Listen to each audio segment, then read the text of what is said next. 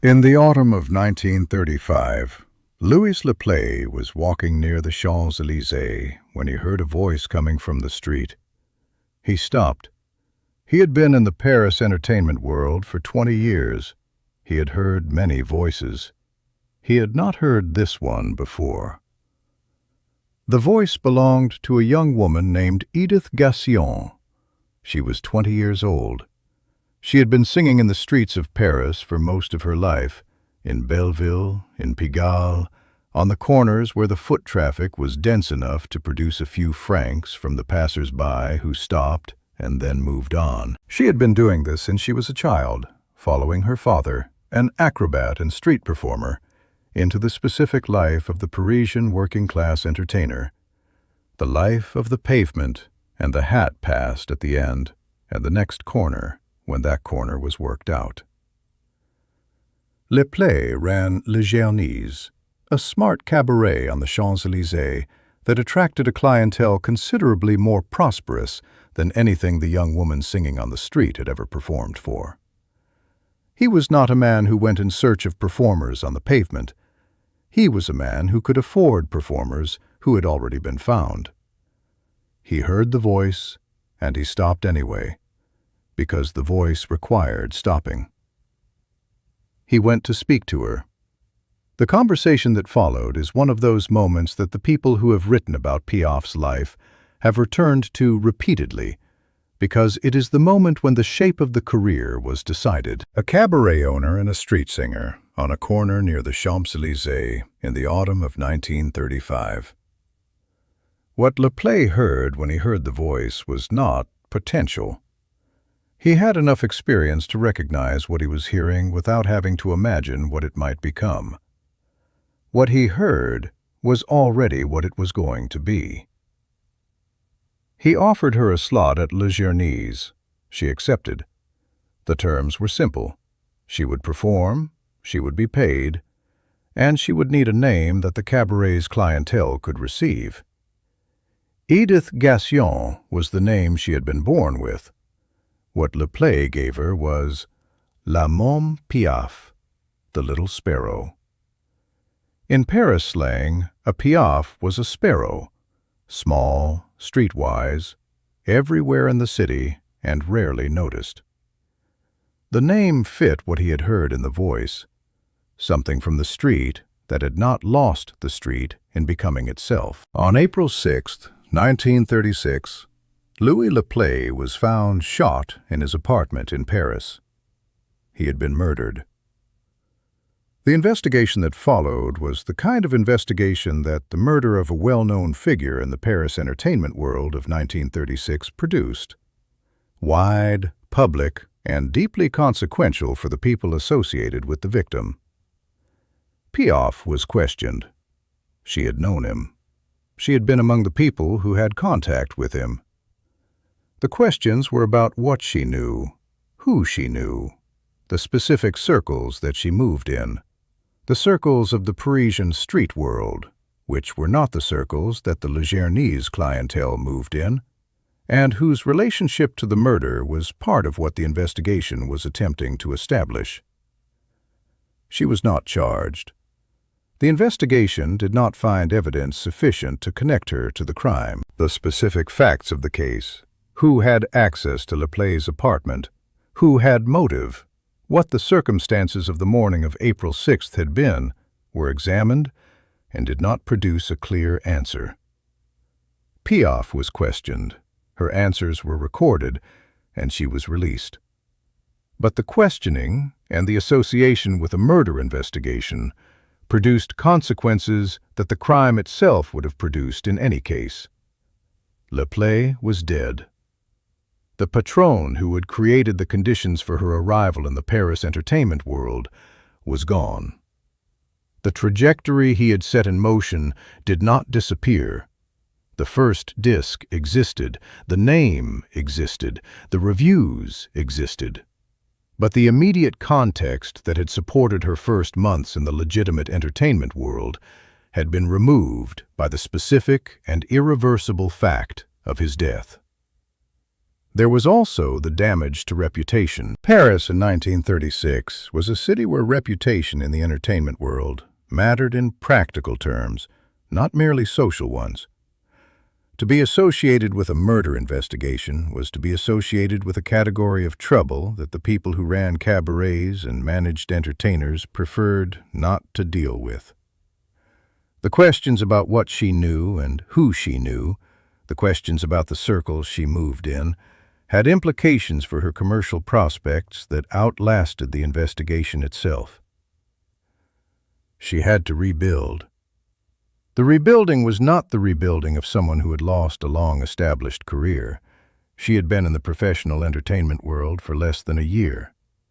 What she had to rebuild was the possibility of continuing in it, the access to the rooms and the producers and the management that Le Play had opened and that his death had, at least partially, closed. She performed at Le Journey's beginning in late 1935. The cabaret's audience was not the audience she had been performing for on the pavement.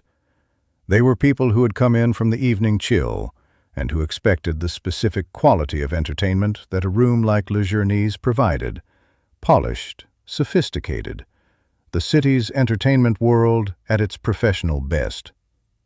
What they received was something considerably less polished and considerably more immediate than what they had come for. Le Journey's was on the Champs-Élysées, which is to say, it was as far from the street corners of Belleville and Pigalle as a distance of a few kilometers could put a person.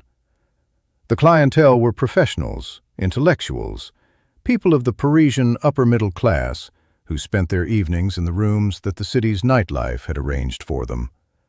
The floor was clean, the tables had cloths. The sound in the room before a performer began was the sound of a room that expected to receive something worthy of its attention.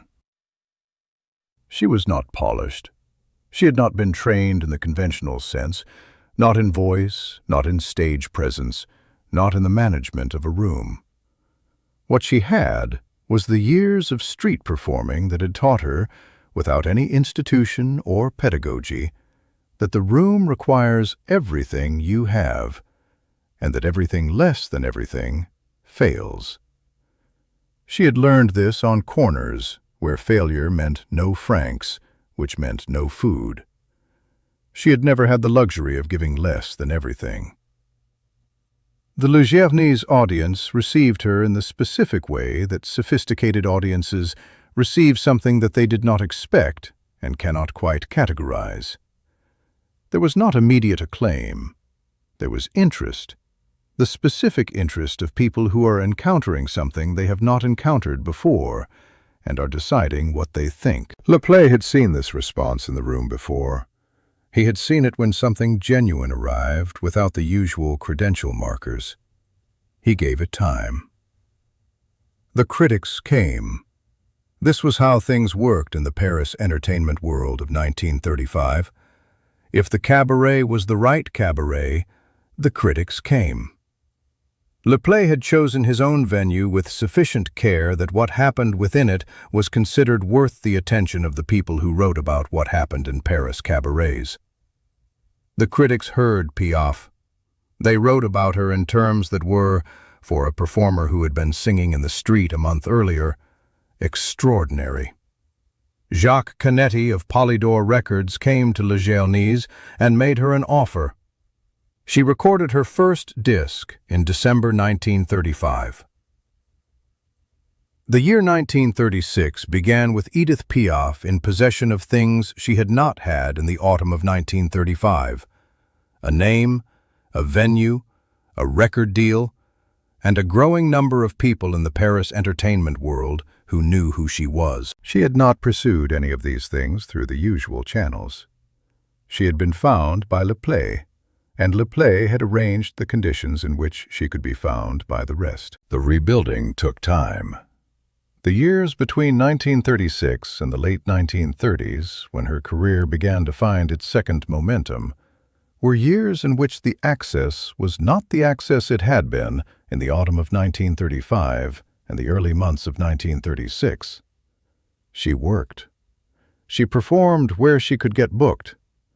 She found her way, through the specific combination of persistence and talent that her entire life had trained her for, back into the rooms that mattered. She found Raymond Osso, who became her mentor and guide through the late 1930s, who helped shape her repertoire and her stage presentation, who gave her the continuing credential and professional context that Le Play's death had removed. Osso worked with her on the material, on the way she inhabited a song, on the specific relationship between the performer and the words she was delivering, the craft elements that Le Play had not needed to develop because he had recognized, standing on that corner, that what she had needed was not development, but placement. The career that followed, the Olympia, the international reputation, the recordings that are still listened to, is the career that her talent made possible. But the shape of that career passed through the autumn of 1935, when a cabaret owner stopped on a corner near the Champs-Élysées and heard a voice he had not heard before. The murder of Louis Le Play was never solved. The investigation produced no conviction. The questions about who killed him and why remained open in the way that certain crimes remain open. The facts insufficient, the witnesses unavailable, the full account never assembled into something that could be presented to a court and accepted as complete. He had heard the voice. He had stopped. He had given her the name and the room and the 6 months of access that changed what her career could be.